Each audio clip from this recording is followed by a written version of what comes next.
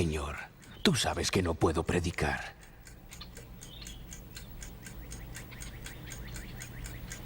Bueno, si tú me muestras el camino, es decir, si tú envíes una invitación para que yo predique, entonces, Señor, iré.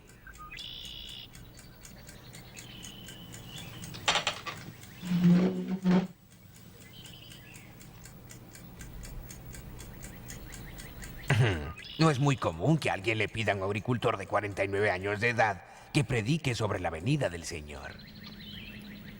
Era un sábado por la mañana en agosto de 1831 y un extraordinario comienzo para el día más importante de la vida del agricultor inglés Guillermo Miller. Pues en el transcurso de una media hora ocurrió algo que cambiaría su vida completamente.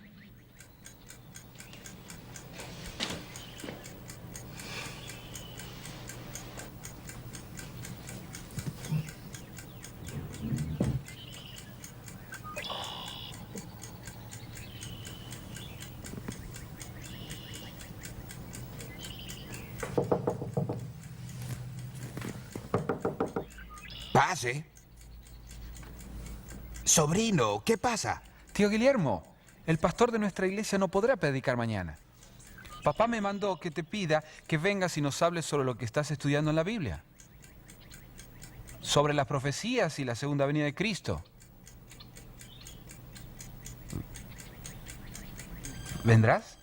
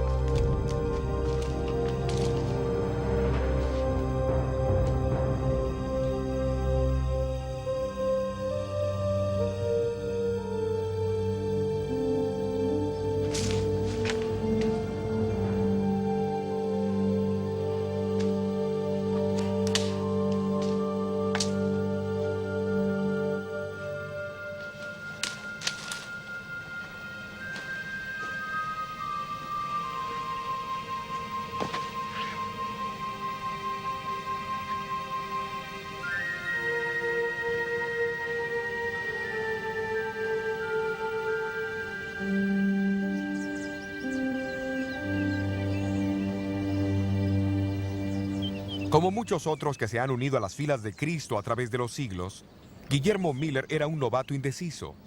Pero este modesto agricultor de Nueva York llegaría a ejercer una gran influencia en la vida de miles de hombres y mujeres alrededor del mundo. Pues ingresó en el bosque de Arces como un agricultor, pero regresó transformado en un predicador. Sin embargo, la historia de Miller no comienza en el bosque de Arces. Eventos que ocurrieron en la antigua ciudad de Roma tuvieron mucha influencia.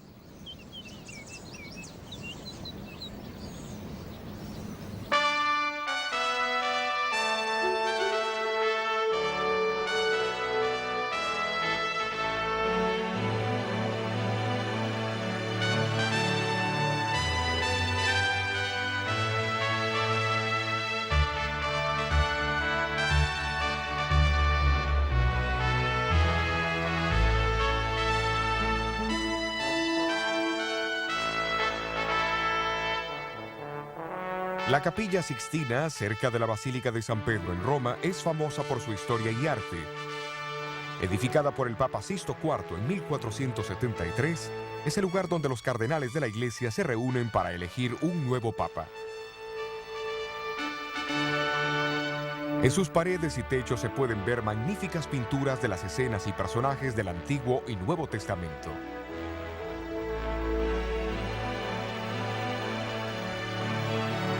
Pero la Capilla Sixtina es también significativa por otra razón, pues allí se encontraron la profecía y la historia. Miguel Ángel nunca hubiera imaginado cuando pintó la figura de Daniel en el techo, al comienzo del siglo XVI, que una de las profecías de Daniel se cumplirían en menos de 300 años más tarde.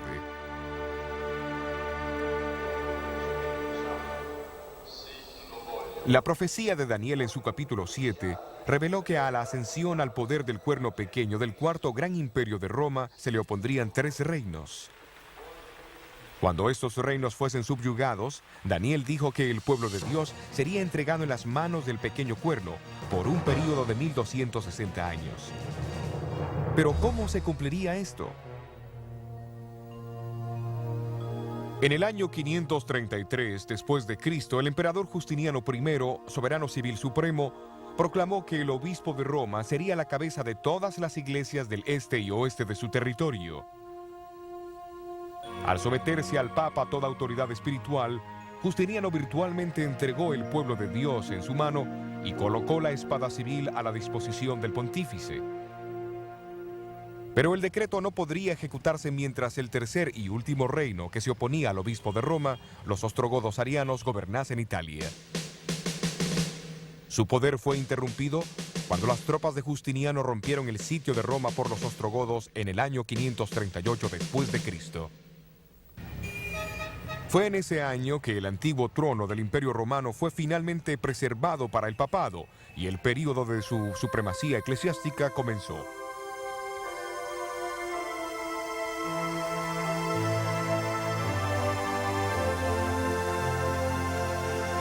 $1270 años después, Napoleón ordenó a su lugarteniente, el general Berthier, que marchara hacia Roma y subyugara la supremacía de su iglesia. En febrero 15 de 1798, el nuevo gobierno republicano fue establecido y sus emblemas y armamentos removidos de la ciudad.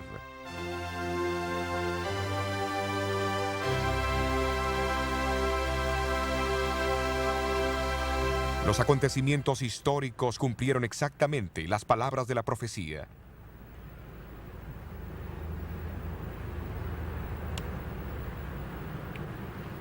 Poco más de 100 años antes, un doctor en divinidades de la Universidad de Oxford había sido el primero en declarar que la profecía de los 1260 años terminaría, como él decía, un poco antes del año 1800. Luego otros tomaron la misma posición. Algunos, como el famoso clérigo, filósofo y científico Joseph Priestley, hasta dijo que Francia sería el instrumento más adecuado para el cumplimiento de esa tarea. Cuando el golpe finalmente cayó sobre Roma en 1798, un coro de voces en Inglaterra, Europa y América atestiguaron el fin de los 1260 años de supremacía papal. A pesar de las diferencias de credo en otros puntos de fe, había una notable unidad en las interpretaciones proféticas básicas, recibidas de los primeros grandes reformadores. Ellos enseñaron acerca de los 4 imperios universales, las divisiones de Roma, el surgimiento del anticristo, el principio del día por año y la proximidad del juicio y la segunda venida de Cristo. Al despertar su interés en tan notable cumplimiento de la profecía, estos estudiantes de la Biblia empezaron a observar detenidamente la profecía más larga en el tiempo de Daniel, descrita en el capítulo 8. La predicción se encuentra en el versículo 14, en respuesta a una pregunta hecha sobre el tiempo que la visión cubría. ¿Cuándo Dios haría algo? Sobre el poder desolador que pisoteaba su santuario y su pueblo, la respuesta es la siguiente. Y él me dijo, hasta 2300 días de tarde y de mañana, y el santuario será purificado. El estudio de este periodo de tiempo ha intrigado a los estudiantes de la Biblia por cientos de años. Eruditos judíos, desde el comienzo del siglo VIII, y eruditos cristianos, desde finales del siglo XIII, han identificado los 2300 días como 2300 años. Pero aunque muchos siguieron estudiando esta profecía, su significado seguía siendo un misterio. No debe sorprendernos, porque en Daniel 8, el ángel Gabriel le dijo a Daniel que el período de 2300 días años no se cumpliría hasta el tiempo del fin. Y en Daniel 12, Dios ordena al profeta a sellar su libro hasta ese mismo tiempo. Evidentemente, el significado de la profecía de los 1300 años no debería entenderse claramente hasta que el tiempo de su cumplimiento estuviese cerca.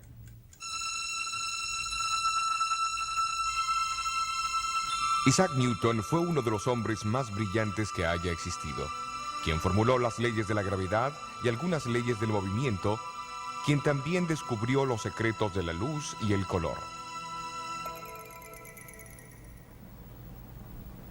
Pero muchos no saben que Newton escribió más sobre teología que sobre ciencia, pues él era un gran estudiante de las profecías de la Biblia. En su libro sobre Daniel y Apocalipsis, describió un principio significativo relacionado con la profecía y su cumplimiento. Es un principio tan importante que Jesús lo expresó a sus discípulos 2 veces en la noche anterior a su muerte. Se encuentra en Juan 13 y 14. En el capítulo 14 Jesús dijo: y ahora os lo he dicho antes de que se haga, para que cuando se hiciere creáis. Isaac Newton creía que el designio de Dios era que su pueblo extendiera las profecías solamente cuando el tiempo de su cumplimiento se presentase. Y este principio profético se basa en los hechos de la historia. Cuando Roma gobernaba el mundo occidental, un gran grupo de estudiantes contemporáneos de la profecía reconocieron la identidad y el destino del Cuarto Imperio Profético. Cuando Roma empezó a dividirse, otro grupo de personas describieron el temor que tenían del surgimiento del Anticristo. Cuando el pequeño cuerno papal reveló el real carácter e identidad, una gran multitud de reformadores atestiguaron del cumplimiento de la profecía en muchos países. El Espíritu Santo explica lo mismo en otros lugares con más claridad, para que no quede ninguna duda a menos que uno sea un ignorante obstinado. Cuando los 1260 años llegaban a su fin, esto también fue proclamado en el Viejo y Nuevo Mundo.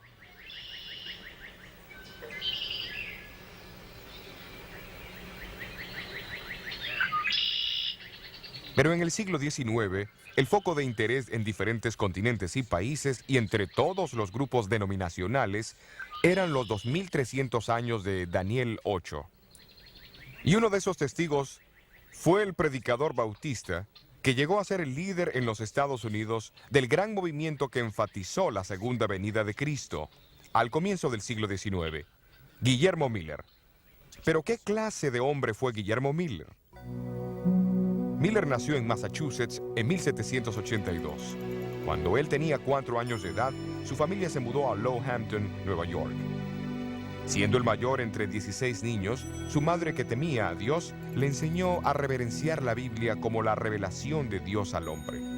A la edad de 21 años, Miller se casó con Lucy Smith y luego se mudaron a la cercana ciudad natal de ella, Polney, Vermont.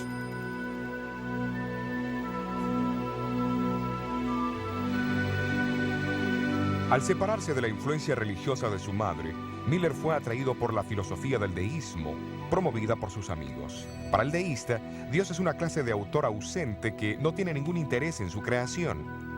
En consecuencia, la oración, la Biblia o la noción de un Salvador no tiene significado. En su libro Apología y Defensa, Miller más tarde describió esta experiencia. Llegué a la conclusión que la Biblia era de concepción humana y la descarté completamente.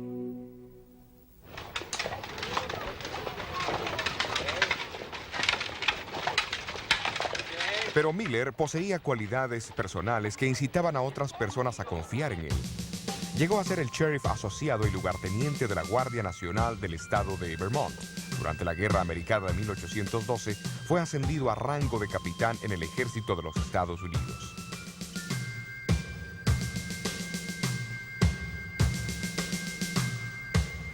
En el verano de 1814, peleó en la famosa batalla de Plattsburgh, uno de los conflictos decisivos de la guerra. Las fuerzas americanas estaban inquietas ante los bien entrenados y disciplinados ingleses, quienes eran 3 veces más numerosos que ellos. Pero la sorprendente victoria sirvió para crear dudas en la mente de Miller, pues el éxito en la guerra parecía ser la obra de una fuerza más poderosa que la humana.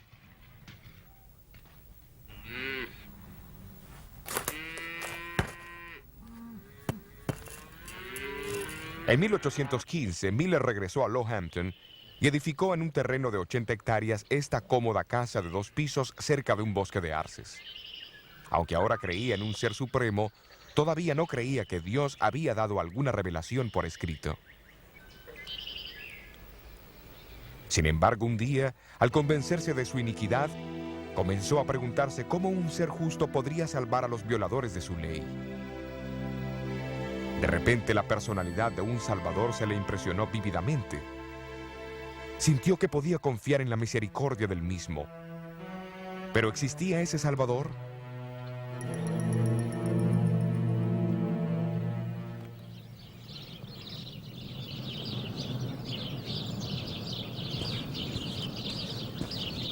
A fines de 1816, él aceptó a Jesús como su Salvador y amigo en la Iglesia Bautista de Hampton, y la Biblia llegó a ser un deleite. Pero sus amigos deístas fueron ágiles en desafiar su nueva fe en las Escrituras como la revelación de Dios. Dejando de lado todos los libros, excepto la Biblia y la concordancia de Cruden, Miller comenzó con Génesis 1 y prosiguió no más rápido de lo que su entendimiento del significado de cada texto le permitía. Pasó 2 años estudiando la Biblia meticulosamente, una tarea tan cautivante que muchas veces pasaba días y noches enteras en su estudio. ¿Y cuáles fueron algunas de las conclusiones a que llegó en 1818? Estoy completamente seguro que la Biblia se interpreta por sí sola y que es lo suficientemente simple para que todos la entiendan. También estoy convencido que la misma debe leerse literalmente, a no ser que exista una prueba clara que el escritor está usando un lenguaje simbólico. ¿Y las profecías del Viejo Testamento? Reconozco su forma simbólica, pero ellas casi siempre se cumplen literalmente. Tomemos, por ejemplo, el nacimiento, la muerte y la resurrección de Cristo. Estos fueron acontecimientos literales, pero sus profecías fueron escritas en un lenguaje simbólico y ocurre lo mismo hoy. Las señales de los tiempos y la presente condición del mundo concuerdan con las descripciones proféticas de los últimos días. Estoy convencido que este mundo ha llegado a los límites del tiempo asignado. Cristo Jesús está a punto de regresar en toda su gloria.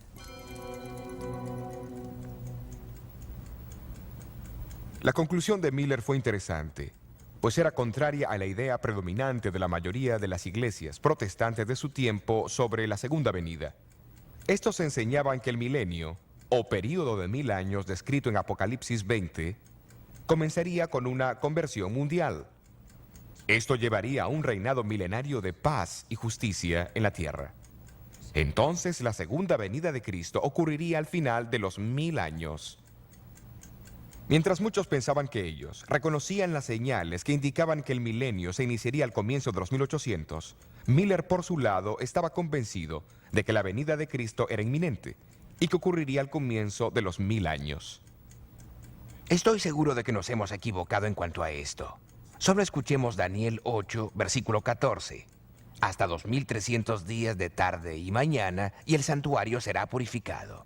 El capítulo indica que los 2300 años comienzan con el decreto de reconstruir Jerusalén en el año 457 a.C. El período termina alrededor del año de 1843. La Biblia parece enseñar que el santuario es la tierra. La purificación debe ser la purificación de fuego en la segunda venida de Cristo. Lo que significa que en unos 25 años el mundo llegará a su fin y Jesús vendrá. De hecho, Miller pasó los próximos 13 años examinando y reexaminando los argumentos a favor y en contra de su creencia. A medida que crecía su convicción, sentía que tenía el deber personal de comunicar al mundo sus conclusiones. Cuando los años de investigación finalmente borraron todo vestigio de duda, el temor de hablar en público se hizo presente.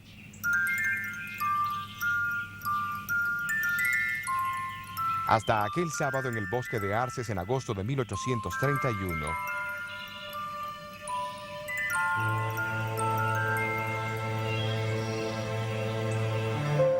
Miller acompañó a su sobrino, Irving Guilford, a la casa de los Guilford en Dresden. Respetando la falta de confianza de Miller, sus parientes invitaron a los vecinos a su casa en lugar de ir a la pequeña iglesia bautista aquel domingo. El texto que usó en su sermón, Daniel capítulo 7, interpretado de igual manera que los grandes reformadores lo interpretaban, pero con el cumplimiento adicional de los 1260 años en 1798. Fue la predicación de Juan Knox sobre Daniel 7 en 1547 que inició la reforma en Escocia. Pero ahora Guillermo Miller avanza un paso más. Él añade una interpretación de los capítulos 8 y 9 de Daniel para iniciar el gran movimiento del advenimiento en el Nuevo Mundo.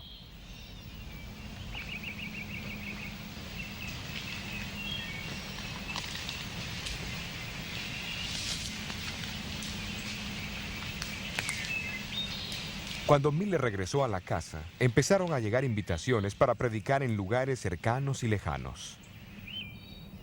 Su segunda serie de reuniones tuvo lugar en esta imponente casa de reuniones bautista en Pulney, su antigua ciudad natal. Miller nunca podría haber imaginado que en el transcurso de 15 años su influencia se extendería desde Lowhampton a través de todo el mundo.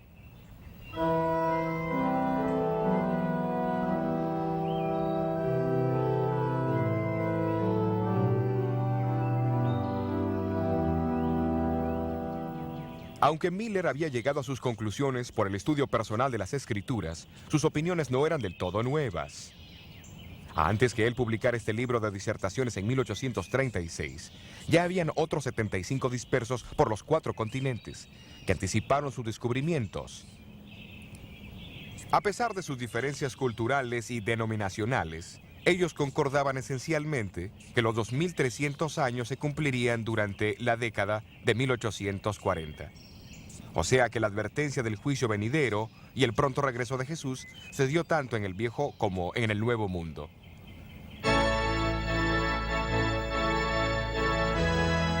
Solamente en Inglaterra más de 1000 ministros la propagaron. En Suecia, donde la predicación contraria a la de la iglesia establecida era ilegal, los niños proclamaron el pronto advenimiento de Cristo. En Estados Unidos, el mensaje de Miller fue oído en las principales ciudades de la nación. El Señor viene. Su llegada es inminente. ¿Estás listo para encontrarlo? Ministros de muchas denominaciones, convencidos de la veracidad del mensaje de Miller, se unieron a él en su proclamación. Los cálculos contemporáneos estimaron de 700 a 2000 en número. La segunda venida de Cristo. También hemos visto los eventos. Se organizaron convocaciones generales que atrajeron mucho público. Se dirigieron reuniones campestres, 125 de ellas entre 1842 y 1844, con una estimada audiencia total de 500,000 de personas. La prensa causó un impacto aún mayor que el evangelismo público.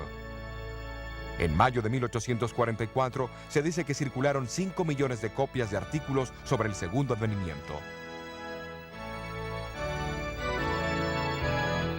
Los predicadores, seguidores de Miller, estaban atentos a todo medio disponible para hacer su mensaje simple y claro.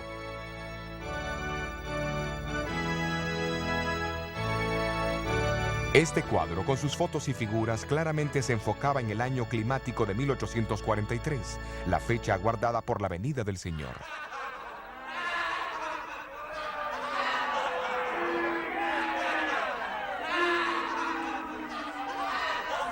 Pero no todos tomaron estos predicadores con seriedad. Un legislador introdujo una propuesta para posponer el fin del mundo hasta 1860. Otro ofreció reservaciones de asientos para escaparse en un globo aerostático por $200. Miller siempre había vacilado en fijar una fecha exacta.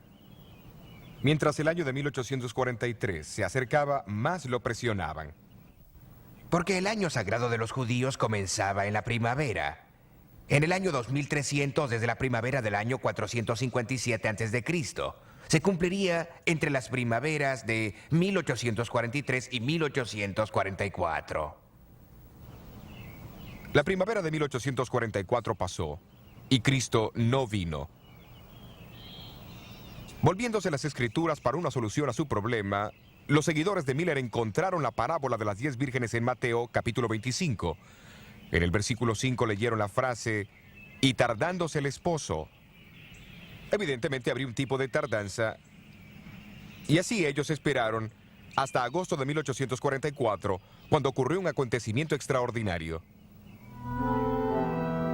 En las reuniones campestres de Exeter, Nueva Hampshire, Samuel Snow, un predicador seguidor de Miller, reavivó a su audiencia. Primero mencionó que, de acuerdo a Esdras 7, el decreto de reconstruir a Jerusalén, que inició los 2300 años, no comenzó hasta el otoño del año 457 a.C. Siendo así, los 2300 años tendrían que terminar en el otoño, no en la primavera. ¿Pero qué día del otoño? Basándose en sus estudios de las fiestas primaverales y otoñales de los judíos en Levítico, Snow concluyó que Jesús aparecería en el 10º día del 7º mes. La mejor evidencia indica que el 10º día del 7º mes judío ocurrirá el 22 de octubre de 1844. Así que en menos de 3 meses, el esposo estará aquí para buscar a su esposa. No es tiempo para que escuchemos el clamor de la medianoche. He aquí, el esposo viene, salid a recibirlo. Las colinas de Nueva Inglaterra pronto resonaron con el clamor de la medianoche. Miller estaba entre los últimos en aceptar esa fecha. Pero él y otros líderes sintieron que guardar silencio parecía contrariar el trabajo del Espíritu Santo.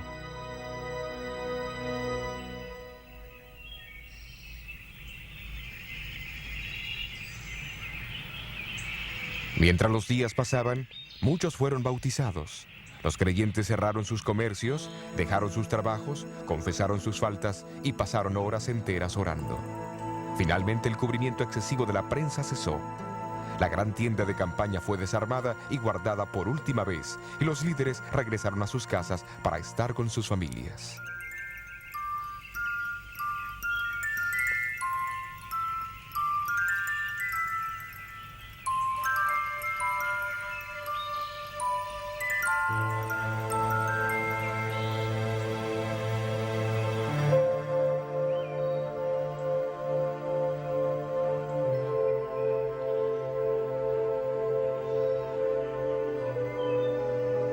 El mes de octubre es otoño en Nueva Inglaterra. Un poco más allá de este bosque de arces donde Miller había luchado con Dios, hay un gran promontorio de piedra caliza. Es conocida hoy como la Roca de la Ascensión. Aquí los amigos de Miller se congregaron el martes 22 de octubre y mirando hacia el este, esperaron con devoción la venida de Jesús.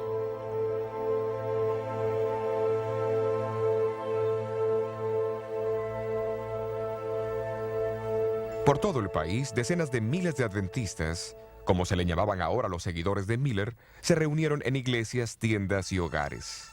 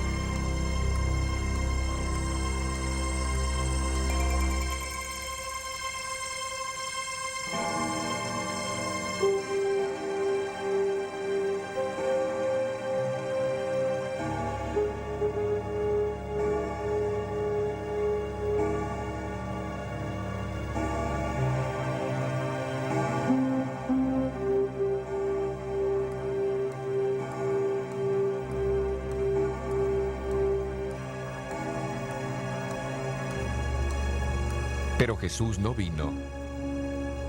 Lo que había comenzado como un día de esperanza, terminaba en una amarga oscuridad de chasco.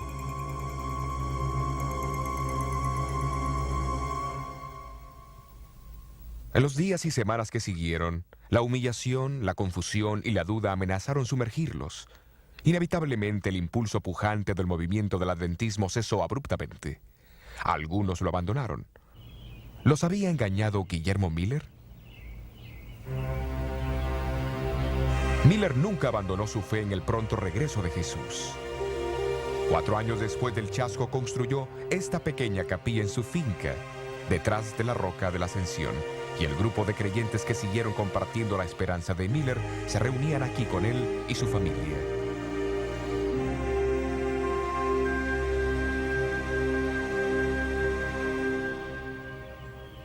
Miller estaba en lo cierto al enseñar que Jesús vendrá otra vez. El Nuevo Testamento se refiere a esto más de 300 veces. Estaba en lo cierto al decirle a la gente que se preparara para el regreso de Jesús.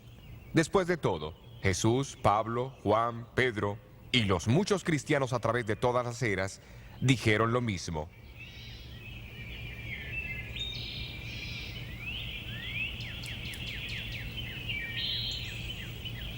Miller estaba en lo cierto al enfocarse más en Jesús que en una fecha. Y él estaba en lo cierto al declarar que los 2300 días son 2300 años, pues al establecer este principio día por año, se alineó con muchos estudiosos eminentes de la Biblia de 2000 años atrás.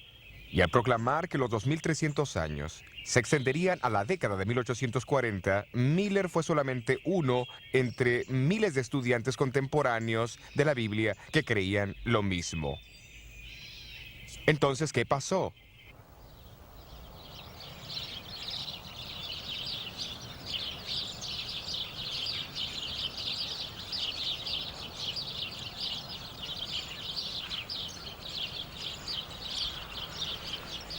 De alguna manera fue el mismo error que los discípulos cometieron cuando pensaron que las profecías decían que Cristo vendría como un rey.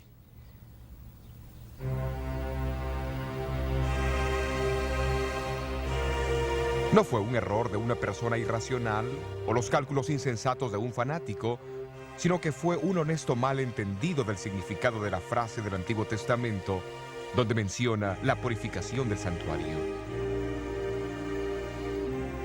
Pero ¿por qué Dios permitió que el hombre, que él había llamado inequívocamente para un propósito, cometiera tremendo error? Tal vez nunca sepamos la respuesta completa a esta pregunta. Pero recordemos que en aquel tiempo, muchos cristianos creían en una conversión mundial que culminaría con el regreso de Jesús al fin de los 1000 años. Tal vez Dios en su amor estaba enviando un mensaje al mundo de una manera alarmante para advertirle de los crecientes problemas y maldades que padecerían al inminente retorno de su Hijo, antes de los 1000 años. Miller estaba en lo cierto sobre el cálculo de la profecía de los 2300 años de Daniel. Algo ocurriría al final de los 2300 años. La purificación del santuario. Tal evento demandaba una amplia publicidad y la más grande atención posible. Pero lo que significaba ese evento y el propósito que tenía era para otros descubrirlo.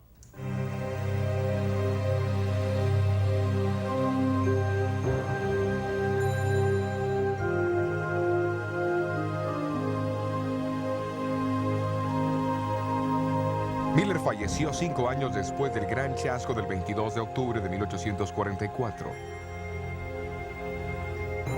Poco antes de morir, Miller escribió esta carta inconclusa. Apreciado hermano, no puedo contenerme de escribir una palabra o dos aunque no pueda ver. Todo marcha bien. El esposo viene, no hay duda. El rey debe venir. Levanten sus cabezas. Muestren regocijo. No sean creyentes infieles. Pronto veremos al que hemos buscado y esperado.